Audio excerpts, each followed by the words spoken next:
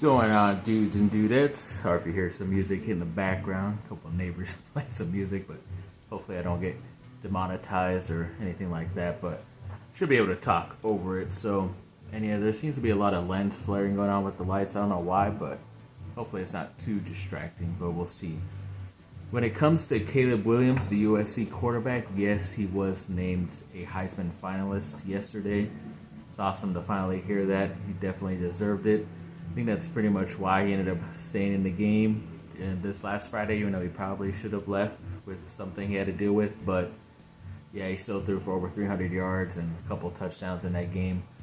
And yeah, I'll get to what happened in that game eventually in this video. But yeah, overall, still a gutsy performance and a great season overall. He's definitely the front runner going up against Stetson Bennett, the quarterback of Georgia, the quarterback from TCU, Max Duggan, and I believe the other quarterback from Ohio State, C.J. Stroud, who pretty much only his his only competition right this second might be Max Duggan, because he did a nice performance as well in that championship game that TCU played in. But yeah, I don't know. I think it's kind of Caleb Williams' to lose of USC. So we'll find out, I think, whether it's this weekend or the next weekend, next Saturday or this Saturday. I don't know. But we will definitely find out soon in the next couple videos. Then when it comes to Duke basketball, yes, they ended up moving up a couple spots. They went down quite a bit after their first early season losses to like 17, but now they moved up to 15 after a couple of nice wins last week. Speaking of those wins, yes, I believe it was on Saturday. They ended up playing their first ACC game at home against Boston College. Ended up getting that victory 75-59. So overall, it was a great game, and especially even for the rookie of the week. Once again, the fourth straight week to do it, Kyle Filipowski, the freshman. It's just been amazing. I think the person who did it maybe once, five-time player of the week as a freshman was Jabari Parker of Duke. And yeah, it's just crazy because I think even Duke's freshmen overall in their history have like the most Rookie of the Week honors. It's pretty crazy. So overall, I'm definitely glad to see that going for them. And it was a nice early season victory for them. It was a close game as usual, but they pulled out in the end. And of course, they get Iowa next, so that could be a pretty interesting game tonight in Madison Square Garden for the Jimmy V Classic, I believe it is. And so we'll see. Iowa is a pretty interesting team. They were better last year. They have a couple of guys, but nothing really to be afraid of. So Duke should win this game on the big stage in Madison Square Garden. Then when it comes to Tyus Jones, ex-Duke player in the NBA for the Memphis Grizzlies, yes, he did go off yesterday getting a double-double in 28 points, which is his new career high in points in the NBA, and then also with 10 assists in a victory over, I believe it was the Miami Heat. So it's awesome for him. Definitely very glad that he's found a spot in Memphis and, striving behind John Morant coming off the bench. So definitely very happy for him, the ex-national champion Duke player. Then when it comes to Duke football, yes, they actually ended up reaching the Military Bowl, and they're going to be facing, I believe it's UCF in that game. And it's been a pretty good season for them. Even their head coach won the ACC Coach of the Year, which is really awesome for Duke. I mean, their football has always been pretty below average, and it's actually been pretty freaking good this year. And it's obviously a quick turnaround, but we'll see what they could do, because like I've talked about him before, I really like that freshman quarterback Riley Leonard out there. I think he's going to be a pretty talented dude the next couple years out there in Durham, North Carolina. Then USC basketball on Sunday played their second Pac-12 game against Oregon State, and ended up barely, and I mean barely, getting that victory, 63-62. Finally, Kobe Johnson stepped up, the other third captain that was named. He had the most points. He had 17. He did all that, most of it in the second half. Joshua Morgan stepped up as well, the center, with 15 points. And Drew Peterson, the extra senior, as they're calling him now, went for 10. So, yes, it's good to start 2-0 in the Pac-12 in your conference. And, yeah, it does suck that you're barely beating this team, which you should be better than. But I think even Duke played them a couple weeks ago in that Oregon tournament, PK80, whatever it's called now. and they barely even beat them by 2 or 3 points, something like that. So I don't know, maybe Oregon State, if they could get into the tournament, could be a dangerous team. Never know, but I haven't really heard much of big names coming from there as far as this year of who we should look out for.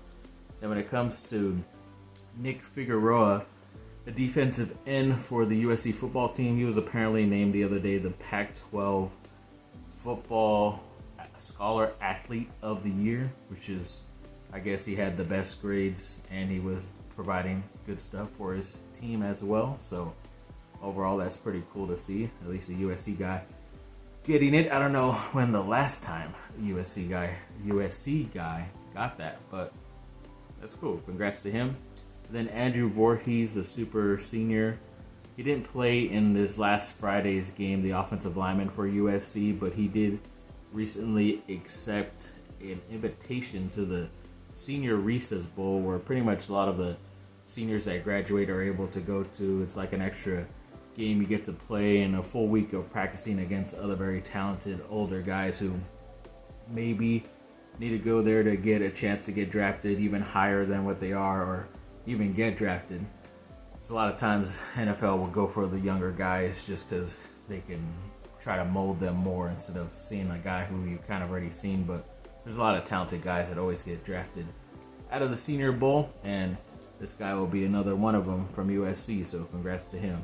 And then when it comes to the Lakers, yes, apparently they have been talking within their organization that they might be thinking of a trade with Chicago, where the Lakers send Russell Westbrook and those 2 future first-round picks in order to get actually 2 ex-USC players in DeMar DeRozan and Nikola Vucevic, where I think if you just give up Westbrook and you get those 2 guys, I think it's a really awesome all-star type of team, but I just don't know if you can eventually win with that type of team in the playoffs just because of how unathletic most of them are. And Vucevic can get in there and play like a normal center role, but he kind of does like to stay around the 3-point line, kind of like AD, so it's kind of like which one of them would turn into the more defensive rebounding type of center as a starter to begin the game or close it. So never know, but this is a very intriguing trade, obviously, because it's bringing 2 USC guys back home who I think are still talented and healthy. But Russell Westbrook is playing pretty good right now, and the Lakers are winning. I think they've only lost 1 game in their past 8 or 9, or maybe 2 in their last 8 or 9, something like that. So it's been going pretty good so far, and I'll get to their recent streak. But yeah, definitely becoming very interesting if they will trade him or not. And even during this stretch, LeBron James the other day reached, I think he passed Magic Johnson on the all-time assists leaderboard to become 6th overall, which is pretty crazy to have a NBA history, thing like that to pass Magic Johnson. But I think even Steve Nash or Jason Kidd, one of them, did it while they were last playing as well. So he's got to pass those guys up, but I'm pretty sure he will because he seems like he's going to freaking play forever. And then AD, these past couple games, he's the most recent player to wear a Lakers uniform since Kobe to get 40-plus points in back-to-back games, which is nice to see because they were both victories and not in losses. And then he ended up recording in one of those last couple games another game of over 50 points for the Lakers. It's the second time he's done it. So he's on a pretty awesome list as far as Laker greats who have at least 2 50-point games in their history with the Lakers. George Mikan, obviously, from the Minneapolis Lakers. You also have Jerry West, Elgin Baylor, Wilt Chamberlain, Shaquille O'Neal, Kobe Bryant, and of course LeBron James has done it already too as a Laker. So great company. He's looking like an MVP right now these past couple weeks, which is pretty awesome. And we'll see what he can do because he did end up getting the Player of the Week these last couple games from the NBA. I believe the Lakers went 3-1 in that stretch, and he was averaging 37 points, 13 rebounds, 3 blocks as well. So he's looking really awesome as of right now. Hoping nothing bad as far as injury happens, but we will see. But speaking of those games, yes, The Lakers had a big time Friday night matchup against the Milwaukee Bucks on the road, and surprisingly, they did get the victory over the Bucks, 133 to 129. It was a pretty crazy game because AD went for 40 plus points, but he was in a battle with Giannis, who also had 40 points. I think it's like first game in history where two guys at the same position had that amount of points, which is pretty crazy. A weird NBA history stat, but yeah, luckily he did show up against a pretty solid team who has one of the best or second best record in the East right now, the Bucks. So that was good to see. And then they also went on the road and faced the Washington Wizards, which was a crazy game. There's a nice little back-to-back couple minutes of big dunks and crazy stuff happening towards the end of that game. But Anthony Davis went off because they did win 130 to 119, the Lakers. But AD went off with 55 points, 17 rebounds, and 3 blocks as well. So pretty sure got your reason why he was the recent NBA Player of the Week in the Western Conference. But yeah, overall, it's great to see. Definitely very excited for what the future holds, because I think that December 15th date where a lot of guys can be traded is coming up soon. So you never know what they can do. Maybe that's why they want to keep Westbrook and trade away guys like Beverly and Nunn, who have been kind of underperforming as of late. But we will see, said the blind man. And then when it comes to, yes, USC football. So yes, they played against Utah. I mean, they sort of played against Utah in that first quarter in the Pac-12 championship game last Friday, but they did end up losing 47 to 24. Yeah, that was the final score, because I was watching when it was still 27-24. USC had just scored in the fourth quarter to get it within 3, even though their quarterback had an apparent hamstring injury that he made a great play in the first quarter, but after that big run, he did end up going down with a hamstring injury and for some reason wasn't taken out. The coach's decision that he said he wasn't going to put him in if he wasn't 50%, but he also said he wasn't going to put him in because he knew Caleb, the quarterback, wouldn't allow him to take him out. But it's like, if you're not 100%, and it's pretty obvious that Utah is doing everything, because USC went up 17-3 in that game, and then all of a sudden they weren't able to finish. It's just like the same thing that started with the last time they played Utah in Utah, where they went up by a couple scores, and then all of a sudden a couple key injuries here and there, and then Utah's back in it, and then when the defense did not tackle, luckily I didn't have to see those dumb plays in the last bit of the fourth quarter where USC was just pretty much going for the ball, trying to strip the ball out for a fumble and not tackle the safeties, and they just gave up big touchdown plays, which is pretty much why Utah ended up winning, which sucked. But yeah, like I said, Caleb hurt himself and still questionable to play in their game coming up on January 2nd, but we will see what happens with him. But yeah, it's still pretty cool that they were able to get in one of those New Year's 6 bowl games, as they call it. They're going to be playing in the Cotton Bowl. And they say New Year's, but they're playing January 2nd, and they're playing against Tulane. So the Cotton Bowl in Texas, I think it's at Arlington. And the last time they were there in that game, this late in the year, they did play Ohio State a few years back, and they got whipped that day too. So Tulane is a pretty interesting team. They're kind of like USC. They were pretty bad last year record-wise, and then all of a sudden they're 11-2 this year, which is why they're in these like top 6 games or whatever they call it, the New Year's 6. But yeah, we'll see what defense can hold up, because a lot of guys as of this second are transferring or putting their names in the portal. So you don't know if a lot of players are going to be available or not. There were a couple players that did put their names in, but I'll talk about those guys in a bit. But yeah, USC ended the season ranked in the final college football poll at number 10, which is why they were put into that Cotton Bowl area. They didn't make the Rose Bowl, obviously, because Utah won the Pac-12 game, which the Pac-12 winner versus usually the Big Ten winner. But I think because both Ohio State and Michigan are in the Final Four, it was something else. I forget who Utah is playing, but who cares, right? And then, yeah, so overall, definitely looking forward to that game.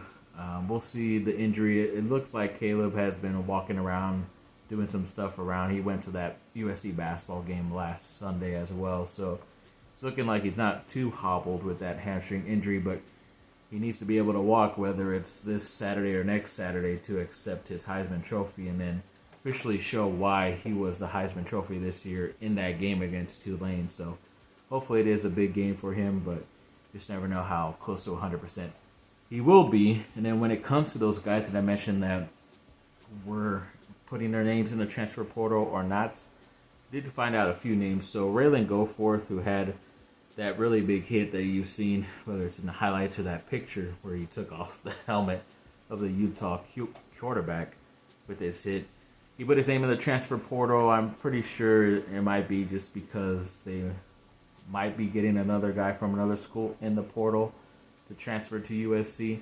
And plus, he hasn't really been as consistent or great as he was in high school, so I understand it.